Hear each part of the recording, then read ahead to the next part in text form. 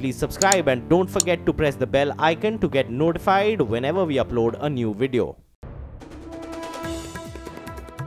BHU में छात्रों और पुलिस के बीच झड़प के बाद वाराणसी के एडिशनल सिटी मजिस्ट्रेट को हटा दिया गया, जबकि लंका थाना के अध्यक्ष राजीव सिंह को लाइन हाजिर किया गया है। इसके अलावा वाराणसी के भोलूपुरा सीओ निवेश कटियार को भी हटा दिया गया है। इस बीच बीएचयू में छात्राओं के साथ साथ छात्रों के भी कई हॉस्टल खाली कराए गए और 1000 अज्ञात लोगों के खिलाफ लंका थाने में मामला दर्ज किया गया है। बीएचयू कैंपस में भारी पुलिस फोर्स को तैनात कर दिया गया है। इतना जरूरी हो गया था, और अगर जरूरी हो गया था तो उसमें महिला पुलिस को क्यों नहीं शामिल किया गया। तीसरी बात कि लाठीचार्ज का आदेश किसने दिया। ये 3 बिंदु पे प्रारंभिक जांच शुरू हो गई है और विशेष सुनवाई हो रही है। साक्ष्य सबूत कमिश्नर और आईजी के सामने प्रस्तुत किया जा रहा है। हम इस वक्त सबसे पहले आपको ईटीवी न्यूज़ 18 पर सबसे पहले रिजल्ट दिखा रहे हैं। ये महिला हॉस्टल्स के, जहां पर 600 का हॉस्टल है, करीबन 20 से बच्चे बचे हुए हैं। ऑब्वियसली लेटर तो नहीं आया, बट बोला गया था उस दिन कि आप लोग चले जाइए, आपके सेफ्टी के लिए सही है। हमें बोला जा रहा है कि जिसका रिजर्वेशन है या फिर जो करवा सकते शिफ्ट वो चले जाए, जो नहीं करवा सकते कोशिश करे कि चले जाए, क्योंकि अभी सेफ नहीं है। क्या बच्चों को बोला कि यदि आपको कोई दिक्कत ना हो, आप लोगों का कोई ट्यूशन या ऐसा कोई कोचिंग ना सफ़र कर रहा हो, तो सेफ्टी के लिए भी आप चले जाइए, क्योंकि पूरे बीएचयू का माहौल अच्छा नहीं है। लेकिन हॉस्टल खाली नहीं कराया गया। आप देख सकते हैं अभी मैक्सिमम बच्चे हैं, वो जो बच्चे नहीं जाना चाहते हैं they are still here. Lathi charge के दौरान पुलिस दौड़ा रही थी तो एक लड़की बीच में फंस गई, गिर गई। तो हम और हमारे यहाँ डॉक्टर पेशेंस फिलिप्स मैडम है, हम लोग साथ में खड़े थे। तो मुझे ये लगा कि मैं उस बच्ची को पकड़ के खींचूंगी तो हो सकता है कि वो मैं इस बच्ची को बचा लूँ, क्योंकि आपने वीडियो में देखा होगा कि पुलिस उसको गिरा करके और बर्बरता से पीट रही है। बीएचयू के मुद्दे पर एबीवीपी आज दिल्ली में मानव संसाधन विकास मंत्रालय के बाहर प्रदर्शन करेगी। कांग्रेस के छात्र संगठन एनएसयूआई ने भी एचआरडी मंत्रालय का घेराव करने का ऐलान किया है। कल भी इस मुद्दे पर देश के अलग अलग हिस्सों में प्रदर्शन हुआ है। कल रात कांग्रेस प्रदेश अध्यक्ष राज बब्बर और पीएल पूनिया भी वाराणसी पहुंचे, लेकिन पुलिस ने उन्हें बीएचयू पहुंचने से पहले ही रोक लिया। इतनी शर्मनाक हरकत यहाँ के प्रशासन ने की है कि हम लोग जैसे ही एयरपोर्ट पर जहाज से उतरे, मैं और पूनिया साहब, हम लोगों को वहीं गिरफ्तार कर लिया।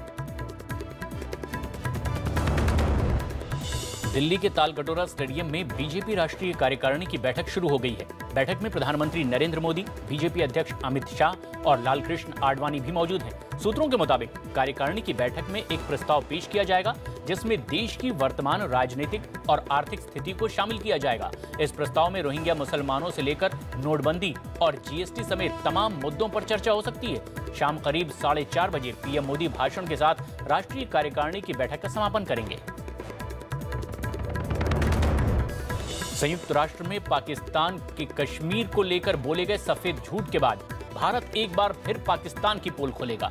भारत जवाब के अधिकार के तहत मलिहा लोधी के बोले गए झूठ को बेनकाब करेगा। पाकिस्तान के संयुक्त राष्ट्र में स्थायी प्रतिनिधि मलिहा लोधी ने यूएन में एक घायल लड़की की तस्वीर दिखाई थी, जिसे मलिहा ने कश्मीर में सुरक्षा बलों के पैलेट गन से घायल लड़की की तस्वीर बताई। लेकिन मलिहा लोधी के हाथ में दिखाई गई तस्वीर गाजा हमलों की एक पीड़ित लड़की की है। इस बीच सुषमा स्वराज ने पाक प्रतिनिधि मलिहा लोधी को जवाब देते हुए कहा कि नकल के लिए अकल चाहिए। मनी लॉन्ड्रिंग केस में फरार चल रहे विजय माल्या के कारनामों के बारे में नया खुलासा हुआ है। सीबीआई और प्रवर्तन निदेशालय ने जांच में पाया है कि माल्या ने बैंकों से लिए गए तकरीबन 6000 करोड़ रुपए के लोन का ज्यादातर हिस्सा शेल कंपनियों यानी कि फर्जी कंपनियों को ट्रांसफर कर दिया था।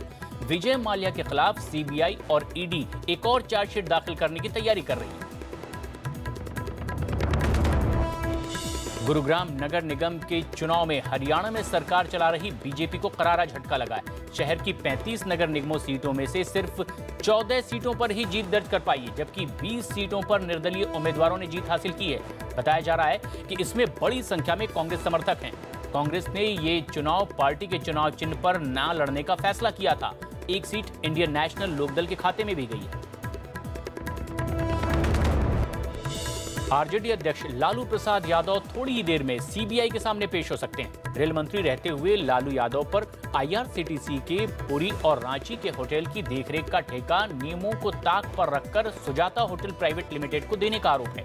जबकि इसी मामले में लालू के बेटे तेजस्वी यादव 26 सितंबर को कल सीबीआई के सामने पेश होंगे। आरोप है कि ठेका देने के बदले में लालू को पटना में 3 एकड़ जमीन दी गई। जम्मू कश्मीर के उरी में सुरक्षा बल ने मुठभेड़ में 3 आतंकियों को मार गिराया।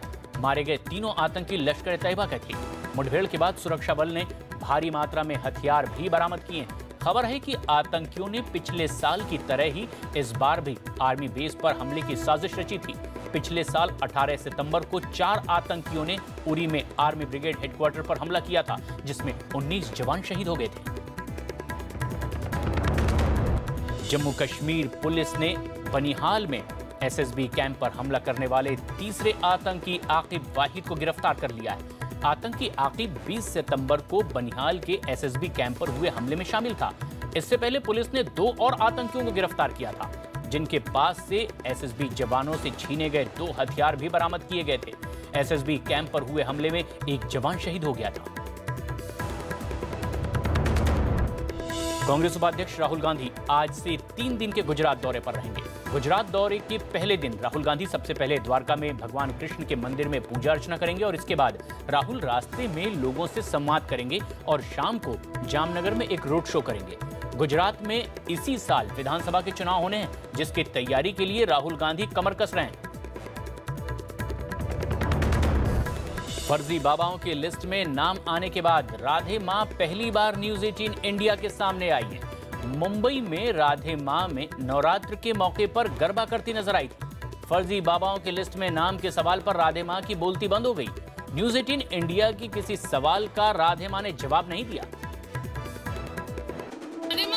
मैं एक क्वेश्चन पूछना चाहूंगी आपसे। आपको बाबा के फर्जी इसमें लिस्ट में एंटाइटल कैसे भी आप कैसे इसे घूम सकते हो?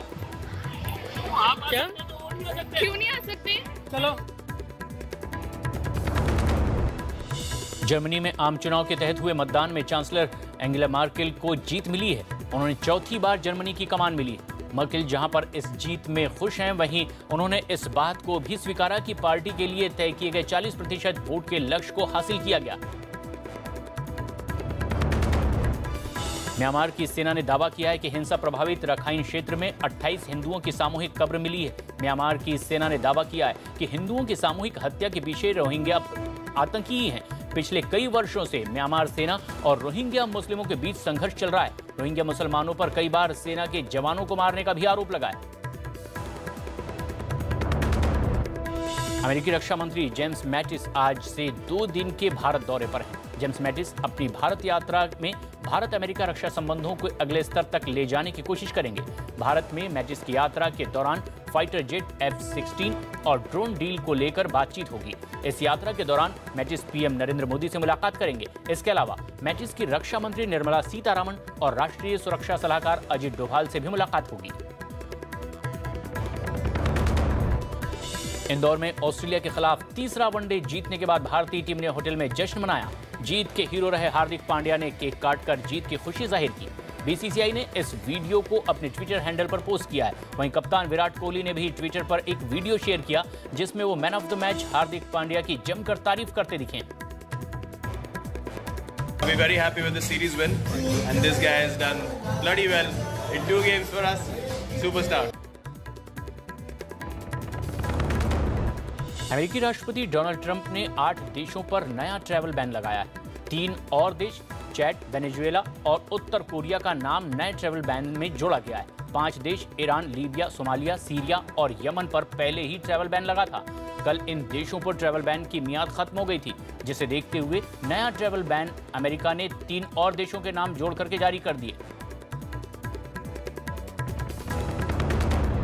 अमेरिका से जुबानी जंग के बीच उत्तर कोरिया ने एक प्रोपेगेंडा वीडियो जारी किया है, जिसमें कोरिया अमेरिका को B-1B लांसर बॉमर और F-35 लड़ाकू विमान को मार गिराता है। पहले अमेरिका के लड़ाकू विमान और बॉमर ने अपनी ताकत का प्रदर्शन करते हुए अंतर्राष्ट्रीय हवाई क्षेत्र में उत्तर कोरिया के पूर्वी तट के ऊपर से उड़ान भरी थी, जिसके जवाब में उत्तर कोरिया ने यह वीडियो जारी करके अमेरिका को कड़ा जवाब देने की कोशिश की।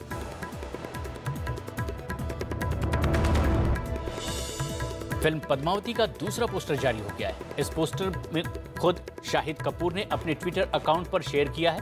शाहिद कपूर फिल्म पद्मावती में चित्तौड़ के महाराजा और पद्मावती के पति महारावल रतन सिंह की भूमिका में हैं। शाहिद कपूर ने अपने 2 लुक जारी किए हैं, जिसमें एक में वो राजा के लिबास में दिखाई दे रहे हैं तो दूसरे पोस्ट में वो योद्धा के रूप में दिखे हैं।